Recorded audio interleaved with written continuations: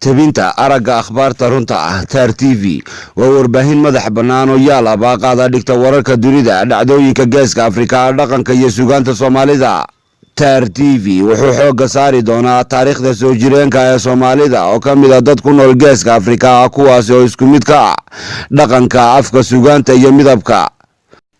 Somaliland, Djibouti, Soomaali Galbeed iyo NFD waxaa mideeya Soomaalinimada. ka mid noqo saaxiibada la socda TAR TV iyo xogaha uu ka sido mar kasta iyo meel kasta oo aad joogto. Bariga dhexe oo dhuun jeedinaya,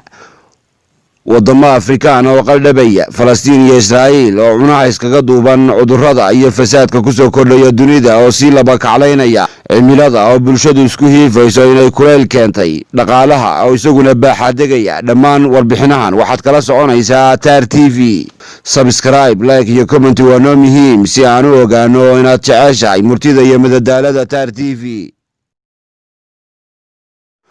inkastoo la isla wada qirsan yahay wada lahaanshaha Somaliland, misana waxaa jirta deegaamo cabasho ka soo jeedinaya mar kasta hadallo xanaf leh oo kaga imanaya kuwii qaranka wada yegleeleen.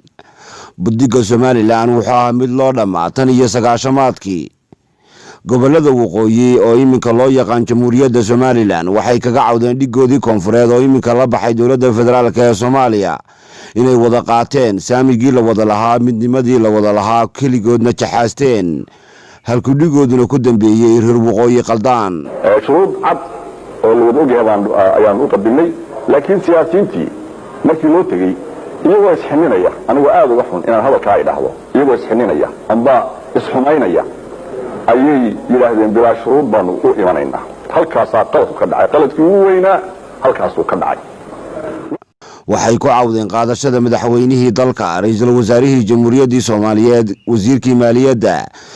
caasimadii dalka, taliyayaashii ciidamada qalabka sida, dekedihii qaranka, madaradii diyaaradaha, warshadihii ummadda Soomaaliyeed iyo dhammaanba wixii ku jiray saabkii Soomaalida oo ay ka mid yahay saaxil, maroodi jeex iyo awdal. waxa ay haystaan waan muran ku jiray madaxweynihii, kow madaxweyne ku-xigeenkii, laba wasiirkii maaliyadda, saddex labadii taliya ciidan, waxa weeye shan haddii alaba ku leeyahay gudoomiye maxkamadda sare, lix waxaa xeer ilaaliyaha guud ee qaranka, toddoba caasimadii, sideed labadii dekedood iyo labadii airport ee shaqaynayay. gobolada waqooyi iyagoo bilaa shuruud kula midoobay Soomaali weyn, haddana lama marin xaqa waxa ay u lahaayeen, waxaana ay xorriyada ay qaateen 26 Juun ay la tageen Muqdisho, kuwii qadoodi iyo qarax qayaxan kala soo huleelay. haddaba si kale kuma garatide hashii maandeeq oo gumaystaha laga dhacsaday qoladii waqooyi galaan loogama darin. daawade aanu degno dulucda barnaamijkeena, bal nala eeg waxay iska shabahaan qaxii gobolada waqooyi kaga dhacay qadaad weyn iyo khasaaraha maanta qolada reer bari ka taagan tahay Somalilantii burco lagu buddigay. Soomaali weyn waxay isku khilaaftay koonfurta iyo waqooyi, halka Somalilandna ay isu sulan tahay bari iyo galbeed. caasimadda Soomaaliyada la wada lahaa waa Muqdisho, halka maantana Hargeysa tahay caasimadda Somaliland. fooqii ilmo jirda ka dhisteen xamar waxaa la yidhi walaxaa ka dhiman oo ku soo dhammaatay taayiradii waqooyi lagu geyn lahaa, waxaana la halmaashaa Hargeysa nooga baxa reer hebelow. waad inoo furteen dhegihiina haddaba jawaabaha dhegihiina u furo. wadarahay ceelkan Hargeysa lagama yaqaan istabayaaca iyo iska soo barbarka iyo qabyaalada qaawan, lagama yaqaan ceelkan Hargeysa. halka kala timaadeen baad kula noqonaysaan ku abshira sida lagu wada joogay halka kala timaadeen nooca ay kula noqonaysaan. kal xabiiba xidid ku samriyo hooyo ku xambaarta markaad xaaladaysneed kuwii ku xil qarinayay. xayawaankuwa wuu kala yaqaan xaafadu yahay, xigta beeniyaaladuba way isugu xubeeraanee xajka laga fadilay. meel hadday xamastu ku taale xaraamiyo bari maxaad uga xishoon weyday. taniyeelkeeda waxaaba intaa u dheer afxumada, hayiin iyo gadiid, golayaasha loola tuban yahay oosha bariga Somaliland oo ay isku barkadeen wax laga tacajabay.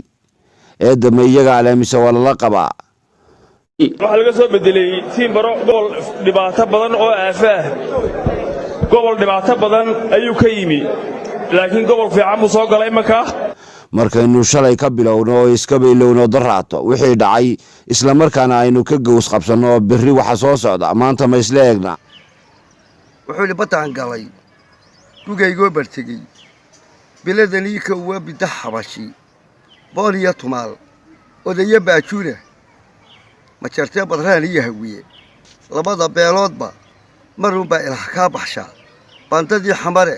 boqorkay abuurtee candhuuf beydka dhigan maaye waxaynu hogeyn doonaa darawalkii sahratuugo oo maalmo dhoweed laga xareeyey camal la'aanta laguna magacaabo naasir caydiid oo soo noqday sidoo kale shifeerkii gaadhiga qashinka ee dowladda hoose ee hargeysa wanjarkii mudugeysnaa ee barasaab cabdi shaqaabe boorama ka haleelay maxaa loo yidhi diintu caayay horta qof islaam ah laa ilaaha ila allah muxamed rasuulullah ku ashaahatay oo islaamku ah xaflad baaba layga yeeray oo munaasabad aan diinka caayay ma jirto oo meesha rays la yidhaahdo oo aan diinka caayay ma jirto nin diinta caayana mihida islaam baan mas-uul bane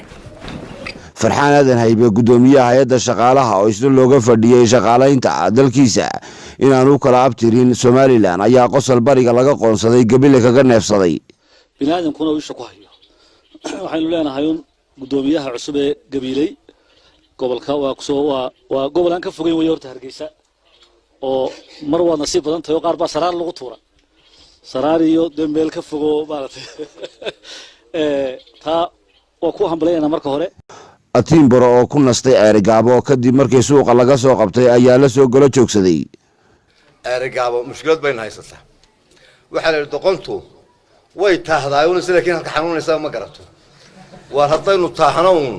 oynu cabanno uun cabashadu ducufuun bay keentaa waana la dhacay waxbaana naga siiyey waa ducufuun dhicisku inta midida loo soo sido buu dhintaabay soomaalidu ku maahmaada malahase marka ay jamhuuriyaddan dhanka ka raray aqoonsi hesho ayaa la wada yeelanayaa shiinka maanta hargeysa yaalla kiisii la midkaa uu soo socdo inuu yimina waa suurtagal mishiinkana waa sugayna si gobollada bariga iyo burco halkan loogu qaado teska loogaga qaado halkan maanta ka laga soo qaado ceergaabiyo ka laascaanood laga soo qaadiyo ka burco laga qaado hargeysa la geynayo allow hana joojin bay odhan jireen islaamaha reer waqooyigu dhawaan baan tagay bariga aan soo maray waxaa mashruuca ka galay gobollada bariga 24% boqolkiiba 24 ayaa galay oo galay laga bilaabo sool iyo sanaag galay haddii aad saa u dhigaso marka la eego qiyaastaasi waxaan qabaa in si cadaalada loo qaybiyey inkastoo lagu sheego in miisaaniyadda somalilan yar tahay waxay ku baxdaa mushaharka shaqaalaha iyo ciidamada waxa yaree soo hadhana horumarinta tiyo beesha caalamkuna wax u soo tuurtuurto gobollada bariga waxaa haysta amni darro waana waajibka dowladda inay sugto amniga dayacan halkii looga fadhiyey ku dhiirigelinta hay-aduhu inay hore ugu socdaanba waxaaba sharci looga dhigay shiikha dhaafina ismaa dowladiyo sharciga soo dhaafi hargeysa oo kadhaadhici buurta sheekh ismaa dowladiyo sharciga soo dhaafi hargeysa oo kadhaadhici buurta sheekh gobollada barina waxaa lagu suntay bahalagaleen iyo kawaan birta la yskaga aslo cod baa laga soo dodolaa gobollada bariga dibna looguma laabto waxay safarta u fiiqan inay wax ku yeeshaan dowladnimada daamigii aanu ku lahay somalilan oo ay tahay gobolkii labaad ee magaalo madaxdii labaad ee somalilan burco taasoo maanta qaybiskii la qaybiyey sanduuqa horumarinta SSDF-ka saamigii ay lahaayeen gobolladu ay ugu hooseyso aanay degmo la mid ahayn annagu waxaan leenahay wasaaradda qorshaynta iyo wasaaradda arrimaha gudaha wasaaradda maaliyadda inay arrinka ay dib ugu noqdaan gaalayna siisay hargeysa lama siin gaaladuna waxay ku filan tahay haddii sanduuqa si wacan loo qaybin waayo baaray guura sanduuqa garan la gurdo aanu nidhaahno bay ku filan tahay lacagta waxaan maqlaynaa hargeysa waxay qaadatay 40 8 wax khayr qaadan mayna annaguna waayo dee caasimadii labaad baanu nahay waxaan doonaynaa inaanu bulshada gobolka togdheer bal loo fasiro waxaan ay ku heshay gobolka togdheer 5% ciddii qaybisay haw fasisho haw qeexdo arrinta iyada waa arrin aan runtii aad iyo aad naga dhaadhicila oo aanu fahmi weynay hanalaga qanciyo oo hanala fahansiiyo saddexdii sano ee u dambeeyey waxay ku sheekaystaan inay qatan yihiin dhan kasta goormaas la qulaamin doonaa shubanbiyood xoog leh oo ka dilaacay gobolka togdheer dad boqolaal gaadhayana ay dhinteen gobolka togdheer keliya maaha ee waa gobollada bariga oo dhan markii horena waynu ognahay abaarta sida gaarka ugu habsatay gobollada bari ee dadkii xoolahoodii dhammaan ay ku caydhoobeen haddaba labadaa qodob ee kala dambeeyey iyadoo aynu ognahay abaartii ina soo martay ee riiqda dheerayd dawladdu waynu ognahay inaanay wax gurmada oo ay u samaysay gobollada bariga aanay jirin waxaa soo baxaysa in dowladda lafteedii u kala dheeraynayso gobollada bari caydooda kuwaasoo xaqiijinaya inay yihiin dad xun iyo dhul fog oo hay haata islamarkaana haraadka iyo aqoon la'aantu geedka u harsanayso gobollada bariga wax ka qabow ka aqoon badan ka tala fiican gobollada galbeedka oo deganaansho lagu tirinayaa in la geeya ammaanadu way luntaa marka loo dhiibo dad aan ehel u ahayn haddaba waxaan iyagoo dhacaya ayay kuwii matalayay gobollada bariga somalilan iska hoganayaan kuwii u haysta inay marti ku yihiin hargeysa xubnahan hargeysa hoganaya oo isugu walaaqan wasiiro xildhibaano shaqaale iyo siyaasiyiin dibad jooga kuwaasi waxay hadhgalay la moodaa inay hurdo galeen